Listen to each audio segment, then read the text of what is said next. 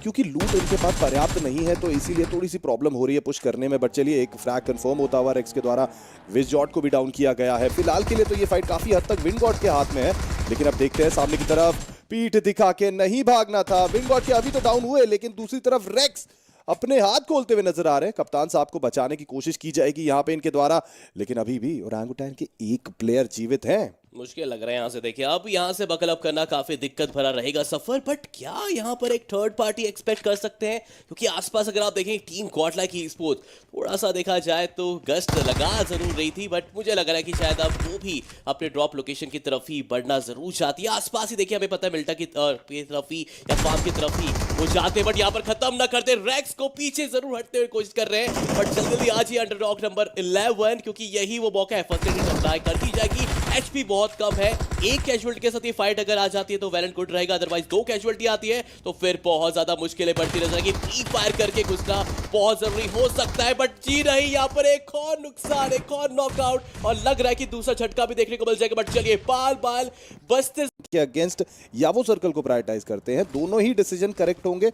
सवाल ये उठता है कि वो दोनों डिसीजन से रिजल्ट उनके फेवर में आना चाहिए। वही बात करें टीम हेक्टर की, एक अच्छा खासा कॉल आईजीएल के द्वारा सही समय पे रोटेशन की पहुंच चुके हैं सही जगह पे, और आगे की तरफ कार्निवल गेमिंग का स्क्वाड, एक प्लेयर को डाउन किया गया है। ग्रेनेड का प्रयोग किया जाएगा अभी के लिए। कार्निवल गेमिंग बहुत ज्यादा डैमेज, सिम का ग्रेनेड कनेक्ट होगा, ओमेगा गेट्स टेकन डाउन, एक और knock, Goblin gets taken down. एक आखिरी खिलाड़ी वहां पे मौजूद है कार्निवल गेमिंग के, उनकी तरफ बढ़ेंगे, बट क्या सिम को पोजीशन का अंदाजा है? जी नहीं, अभी के लिए नहीं है। Omega and Goblin both players are down. Carnival gaming ध्वस्त होती जा रही है। यहाँ पे 3 प्लेयर्स एलिमिनेट हो चुके हैं। एक आखिरी खिलाड़ी की तरफ बढ़ना चाहेंगे, बट क्या वो खिलाड़ी यहाँ पे फायदा उठाएंगे? चलिए, हेक्टर ने मुझे लगता है स्पॉट कर लिया है। हेक्टर आगे बढ़ेंगे, एस्पावर being the last man standing. Let's see whether this lad is gonna clutch.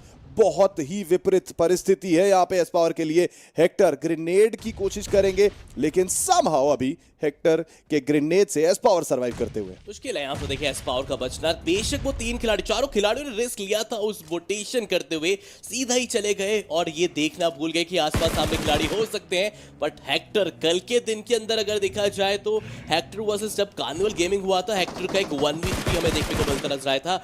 आज के दिन में बेशक 1v3 तो नहीं है, लेकिन सिंप ने 2 फ्लैग्स ऑलरेडी निकाल दिए। और चलिए, आखिरी कंफर्मेशन जो डालेंगे वो हेक्टर के नाम जाता नजर आएगा की तरफ। क्या वो भी उस ईस्टर्न ब्रिज की तरफ जाना चाहते हैं? क्योंकि वहां पर जाएंगे तो डेफिनेटली फायदा मिलेगा मिलेगा। और दूसरी तरफ से ड्रीम्स, वो अभी के लिए आईक्यू सोल को रोकते नजर आ रहे हैं।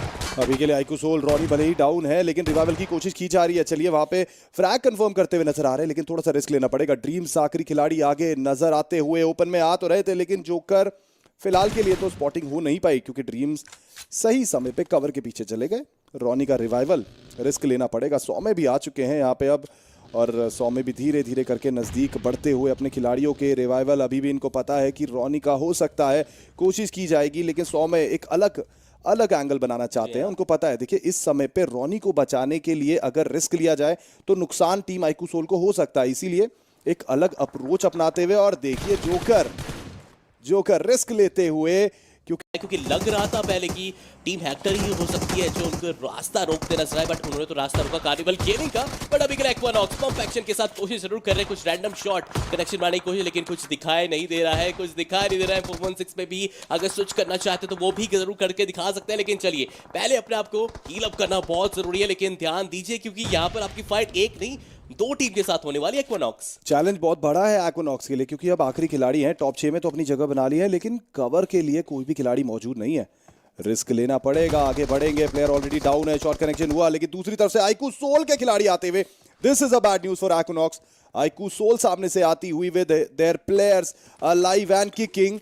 एक्वानॉक्स चलिए, अभी के लिए तो लूट पे फोकस कर रहे हैं, लेकिन आईक्यू सोल की तरफ से boom goes the dynamite, down goes the team entity. Aquanox को शट डाउन किया है। रॉनी का वो ग्रेनेड सही जगह पे टप्पा खाया और मिला है फ्रैग, लेकिन अभी 4 के 4 खिलाड़ी strong and confident chicken dinner की तरफ बढ़ते हुए। 8 फिनिशेस ऑलरेडी, जो मोमेंटम कल के दिन पे मिला था, उस मोमेंटम को यहां पे कैरी फॉरवर्ड करते हुए। और जोकर को देखिए, 2 finishes already, left right and centre हर जगह नॉक दे रहे हैं और यहाँ पे दिक्कत हो गई जोकर को। देखिए इससे पहले आपका जो अप्रोच था जोकर काफी बढ़िया था कि आप एक पेड़ के उसमें आपने एक हाइडिंग स्पॉट लिया होता, क्विकनेस दिखाई जरूर थी, बट अभी के लिए चलिए कोई बात नहीं, नॉकआउट हो जाएंगे, कंफर्मेशन निकाल जाएंगे, बट इतना तो तय है कि आईक्यू सोल का आज का ये पहला प्रथम मुकाबले का जो चिकन है वो संभव होता नजर आ सकता है। देख लिया खिलाड़ी को प्रोन हो जाएगी। Oh my God, क्या बात है। क्या कमाल का था।